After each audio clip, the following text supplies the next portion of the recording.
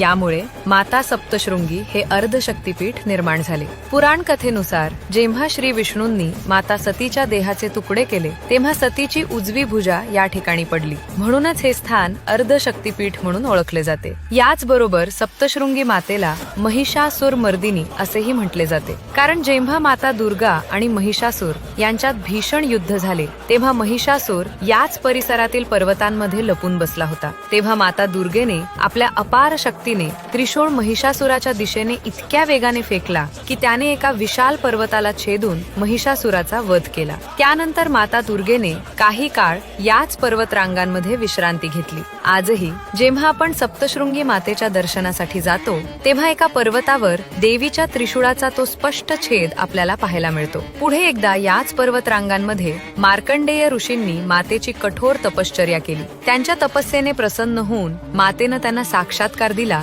की या पवित्र स्थळी मातेची एक स्वयंभू मूर्ती आहे. जेव्हा मार्कंडेय ऋषी त्या ठिकाणी पोहोचले तेव्हा त्यांनी देवीचे अद्भुत रूप पाहिले. 18 हात, प्रत्येक हातात विविध दिव्य शस्त्रे आणि मातेच्या चरणांखाली मृत अवस्थेत पडलेला महिषासूर, जणू साक्षात दुर्गेचे तेजस्वी स्वरूपच. यानंतर मार्कंडेय ऋषींनी त्या स्वयंभू मूर्तीची विधीपूर्वक पुनर्स्थापना केली. ही दिव्य मूर्ती 7 पर्वतांच्या कुशीत वसलेली असल्याने मातेला सप्तशृंगी म्हणून ओळखू जाऊ लागले. आजही या ठिकाणी लाखो भक्त मातेच्या दर्शनासाठी येतात आणि तिचा आशीर्वाद घेतात.